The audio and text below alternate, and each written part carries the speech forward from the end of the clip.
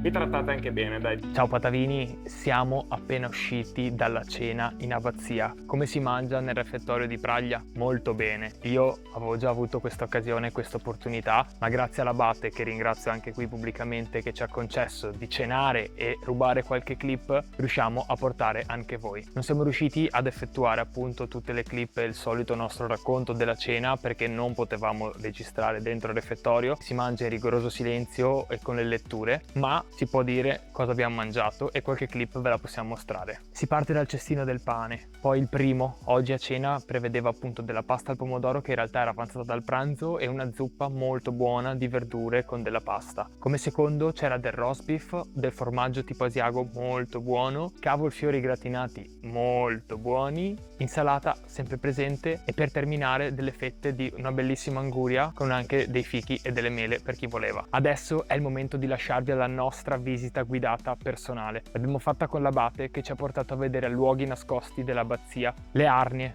gli orti, le cantine e ci ha svelato tante curiosità legate a tutto quello che ruota attorno all'abbazia. Abbiamo appena varcato il portone di entrata dell'abbazia di Praglia, una storica e famosa abbazia nei territori dei nostri Colli Euganei. Oggi andiamo a visitare un po' quello che è l'abbazia, i chiostri, ma soprattutto le cantine, gli orti e i prodotti della terra dei Colli Euganei.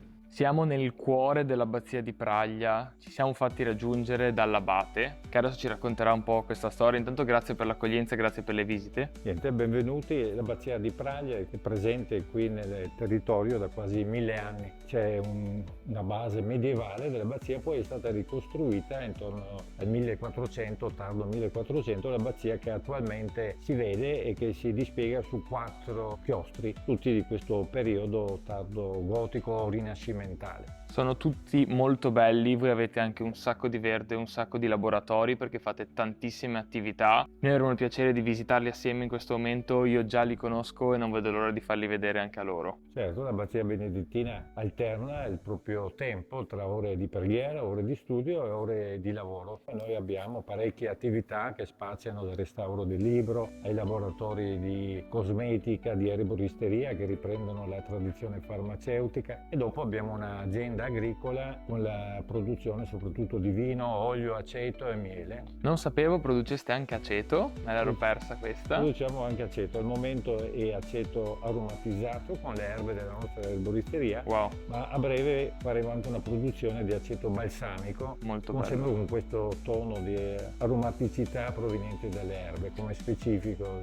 Io penso sia una cosa molto bella, molto incredibile sia per quanto riguarda il palato sia per quanto riguarda il territorio. Quanto manca la produzione effettiva dell'aceto balsamico? Un anno, penso un anno. Ok, verremo a trovarvi fra un anno allora.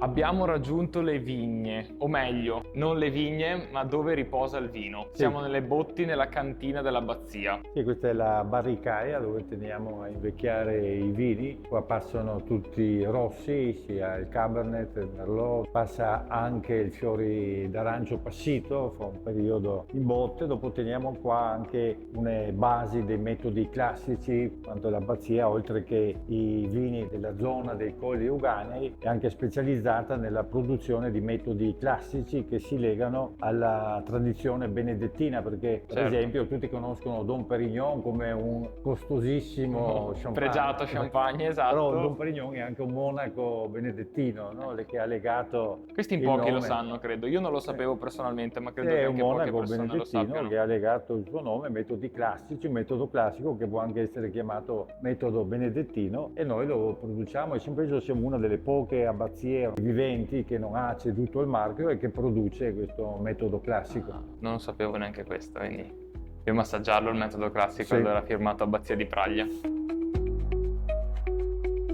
Siamo arrivati dove viene prodotto effettivamente il metodo classico. Giusto, questo è il metodo classico, una lavorazione lunga. Il metodo classico è una fermentazione in bottiglia. Il vino rimane nella bottiglia da noi al minimo da 24 mesi, 30 mesi. Queste sono le tempistiche minime. Quando ho fatto questo tempo di fermentazione in bottiglia viene messo su queste rastrelliere, si chiamano pépite. Rimangono qua 4 settimane. In queste 4 settimane vengono girate manualmente un quarto di giro al giorno, cambia anche l'inclinazione perché bisogna far scendere il lievito che è diffuso in tutto il liquido della bottiglia, in tutto il vino, bisogna farlo scendere verso il tappo.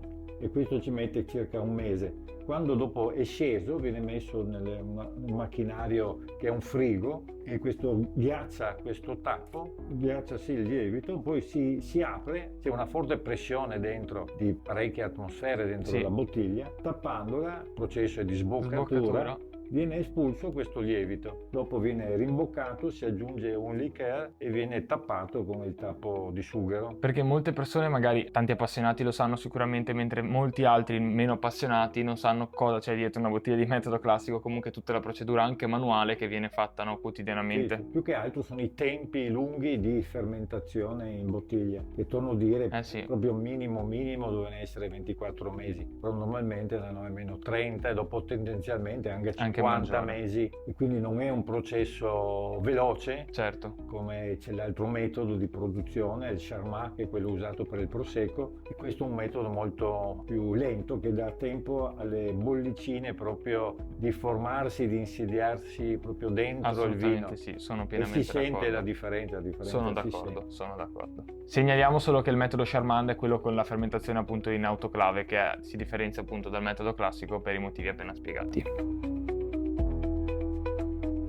Siamo nel refettorio monumentale, quello che ad oggi viene utilizzato solo per occasioni speciali, giusto? Sì, ad oggi, ma anche nel passato possiamo dire è un refettorio che veniva utilizzato quando c'era qualche manifestazione, qualche incontro di monaci che venivano da altre parti, o anche qualche speciale solennità o qualche giorno speciale, appunto, come anche adesso noi lo utilizzeremo l'11 luglio. Forse è meglio che ripeto tutto perché ho ripetuto più volte. È molto ampio, la dislocazione dei tavoli rimane identica anche nel refettorio, quello ordinario, spazio bello ampio e si presta, diciamo, a questi eventi con ospiti. Direi di sì. Adesso proseguiamo a vedere quello ordinario, così vediamo anche quello. Siamo entrati nella cucina dell'abbazia, dove vengono prodotti appunto i vostri pasti, quindi i pasti della comunità, e anche dei forestieri che vengono in visita. Sì, ci sono gli ospiti, ci sono sempre degli ospiti, anche i dipendenti vengono qua, quindi ci sono almeno 50 persone ogni giorno. È sempre una festa, diciamo così.